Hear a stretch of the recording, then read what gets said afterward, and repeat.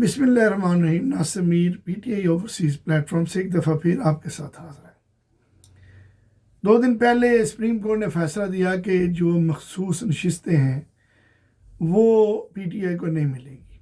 आज election commission ने उसका बाकायदा नोटिफिकेशन जारी कर दिया कि 74 सीट जो हैं वो 3 सूबाई असम्बली की और नेशनल असम्बली की जो सीटें हैं वो नून लीग को और पाकिस्तान पीपल पार्टी और कुछ सीटें जो हैं वो मौलाना फजल रहमान की पार्टी को दे दी जाएंगी। एक दफ़ा फिर इंसाफ का कत्ल, एक दफ़ा फिर पाकिस्तान के आइन कानून की धज्जियाँ बिखेरते हुए, एक दफ़ा फिर कंप्रोमाइज़ अदालतों से फैसले, एक दफ़ा फिर कंप्रोमाइज़ इलेक्शन कमीशन का फैसला, मनमानी फैसले, बदमाशी के ज़रिए फैसले जारी है। और ये जो पाकिस्तान तरीके इंसाफ मुल्क की सबसे बड़ी जमात है, एक दफ़ा फिर उसके मैंडेट पर डाका डाला गया।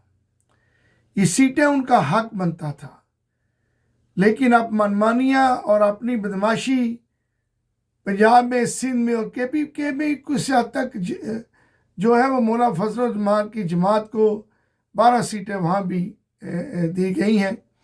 अपने मनमानी लोग अपने लोगों को, जो भी औरतें और अक़लियतों की नशिस्तें हैं, उनका बंदरबाट कर दिया गया।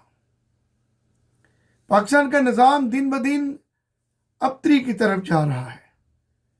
इंसाफ का रोज़ कत्ल होता है, आइन रोज़ पमाल होता है। और हमारी जो अदालतें हैं, सुप्रीम कोर्ट हो, हाई कोर्ट्स हो, बहुत से जजेस जो है वो इस तरह के जो फैसले दे रहे हैं, जो फैसले उनसे करवाए जा रहे हैं। इंसाफ कहाँ है? ये जो जजेस होते हैं, ये तो तराजू बाहर लगा हुआ है हर अदालत के बाहर कि फैसला इंसाफ पर मबनी होगा। आप तो इंसाफ के क्या, आपने तो इंसाफ का कत्ल खुद शुरू कर दिया है। पीटीआई की मखसूस नशिस्तें आपने बंदर बांट कर Pakistan people party and Noon league और जेयूआई को दे दी। जुल्म की इंतहा है, नाइंसाफ़ी इंतहा को पहुंच चुकी है। ये जो नाइंसाफ़ी है, इसको कब ब्रेक लगेगी? एक दिन तो लगेगी। अब कहाँ तक आप बदमाशियों के जरिए फॉर्म 47 से बनाई गई गवर्नमेंट को चलाते रहेंगे? करप्शन इंतहा को पहुंच चुकी है। पंजाब असम्बली में 10 खरब की जो करप्शन है उसकी बाज़गश्त हो रही है। पंजाब असम्बली में एक झूठे केसेस बना के 26 जो पाकिस्तान तरीके इंसाफ के कानून पर 26 लाख रुपया जुर्माना कर दिया गया है। अपनी हालत यह है कि बिस्किट और चाय के ऊपर करोड़ों रुपया खत्म किया जा रहा है। नाइंसाफ़ी बदमाशी की इंतहा है। इमरान खान पर जो झूठे मुकदमात हैं, उन पे ऊपर डिले टैक्टिक्स इस्तेमाल की जा रही है। उनके तमाम जो असीरान हैं, उनके साथ सख्तियाँ की जा रही है। इमरान खान साहब को मोस्ट ऑफ द टाइम जो है वो सेल से बाहर भी नहीं निकाला जाता। बुशरा बीबी दोबारा बीमार है। और ये अपना गंदा खेल, जिनके सर पर चढ़ के ये खेल रहे हैं, उनको अपने ऊपर इतना यकीन है कि उनका ये खेल जो है वो जारी रहेगा और उनको किसी इंसाफ का सामना नहीं करना पड़ेगा। नहीं, ऐसा मत सोचे। आपको इंसाफ के कटहरे में आना पड़ेगा। जो ऊपर बैठा हुआ है, उसकी लाठी जो है वो जब चलेगी तो फिर आप उसकी ज़द में सब आएंगे। आपको हिसाब देना पड़ेगा। पाकिस्तानी कौम का लूटा हुआ मैंडेट आपको वापस करना पड़ेगा।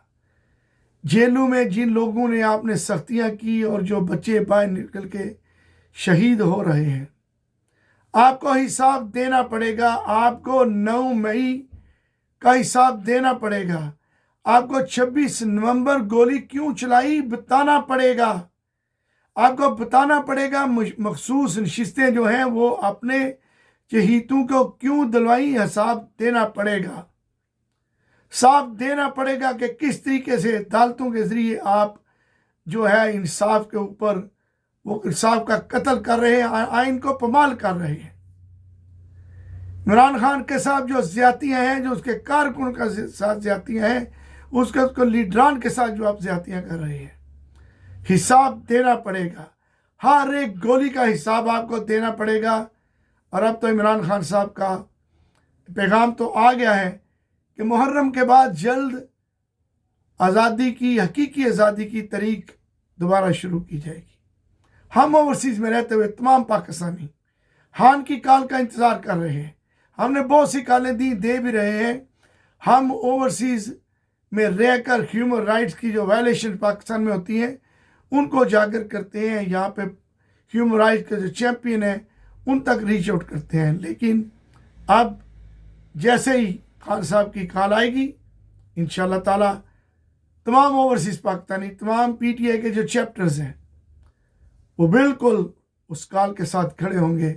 और इंशाअल्लाह ताला हम ओवरसीज़ में भी भरपूर एहतजाज बुलंद करते भी हैं और करते रहेंगे।